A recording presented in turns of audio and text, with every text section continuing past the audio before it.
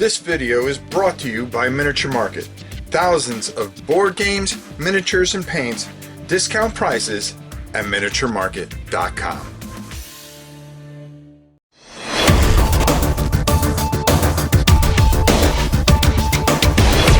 Hello everybody, it is a time for another top 10 of, well, this one's a little different.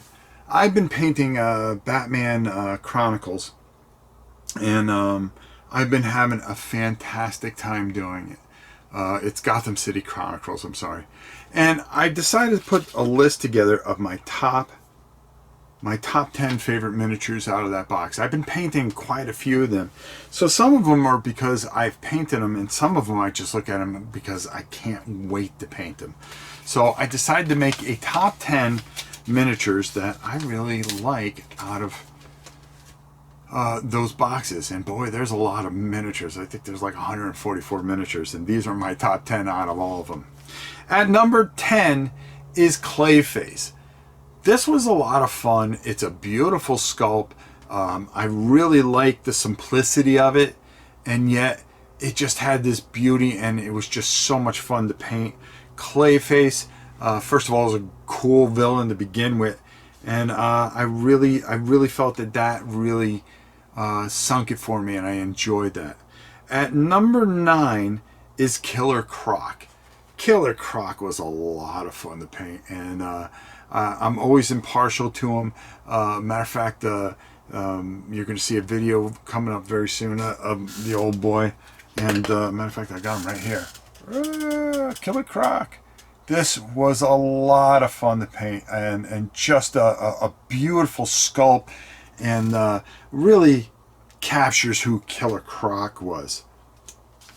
At number 8, it's the Scarecrow. Now, the Scarecrow, I think, is another one of those underrated villains, but this sculpt just really, again, captures who Scarecrow is. I mean, with the sickle and all that, I really like this model. And number 7, I mean, how can you have a count top 10 without Bane?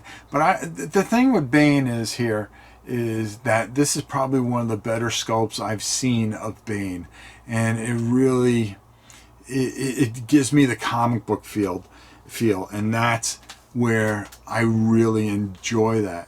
Now, what kind of ties in with the original appearance of the Bane is Azrael, because he kind of came right after.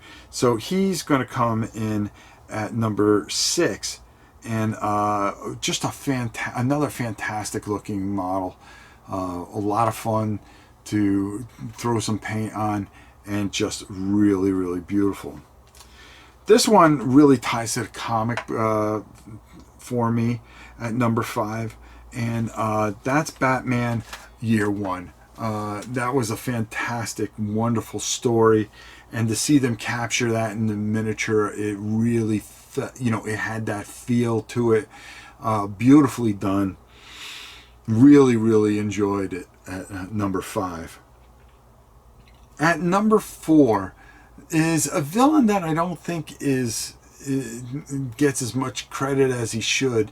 And kind of got a bad rap because of the 60s type of portrayal of him in the Batman series, and that's the Riddler. A lot of fun, really cool looking, the way he positions his cane, and he just, if you look at this sculpt, he's just telling you basically, I'm so much smarter than all of you, and you really don't have a chance. And I really like that about this sculpt, because it really brings out who he is. And that's what a lot of these sculpts do. They really bring out, or you look at them and it pulls out something that means something to you.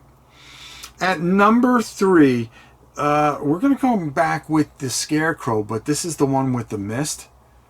I like this one. This, the thing that makes everybody hallucinate with, the mist that he spews out, and then the look and the feel of this particular model. I mean, just heroic, right up my alley. was a lot of fun.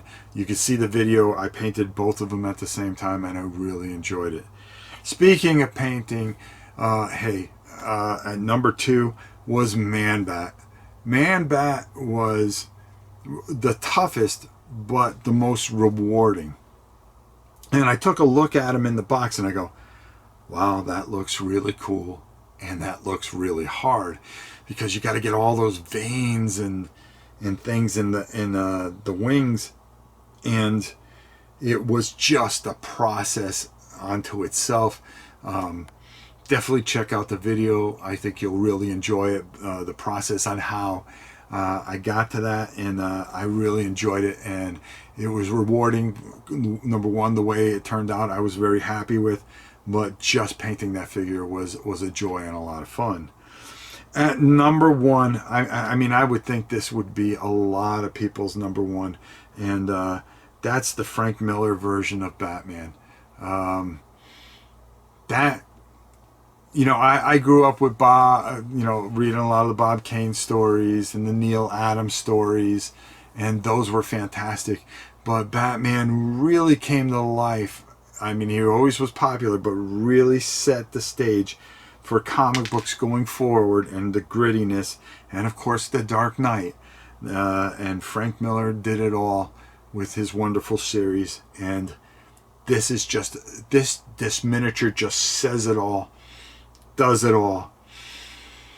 You look at it, you feel it, and you go, yeah, this is why. And just a great masterpiece of a miniature. And Monolith has done just a fantastic job in putting this together and building a game around it. When I have a friend of mine go, hey, this is the greatest game I ever played, and he's in the gaming industry, you know it's a good game. He's a big Batman fan, and for everybody to capture the things they wanted to the way they did, these 10 really just set apart and are beautiful, and just a wonderful job. Now, everybody's probably wondering, where's the Joker? I mean, I liked the Joker. If we had an honorable mention, he'd be in there. I thought it was really nice. I just would have liked the scene with the gun there. Maybe if they had the little thing underneath and it said bang, that would be real cool. But, let's face it, he doesn't go, oh, fool Jay. He really tries to take you out. And I think they could have done a couple more versions of the Joker. And the Joker's so popular anyways, I always kind of tend to go outside the box. And that pretty much explains that. So there you have it. Our top 10 Batman Gotham City Chronicle miniatures. The ones that I found fascinated me the most. What were yours? Well, of course I want to hear it. Put it down in the comments. Let me know what you think. And until next time, it's your old pal Rob. We'll see you soon.